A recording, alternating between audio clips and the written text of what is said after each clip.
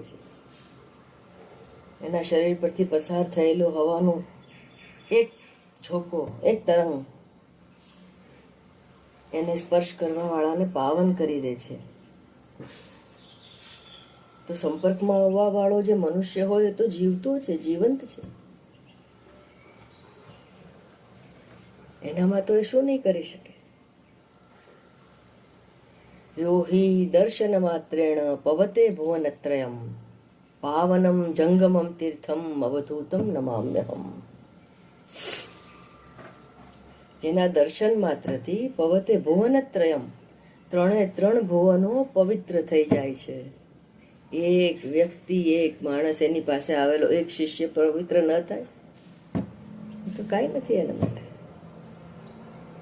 પાવનમ જંગમમ તીર્થમ, હલતું ચાલતું તીર્થ છે ક્ષત્રિય બ્રહ્મનિષ્ઠ.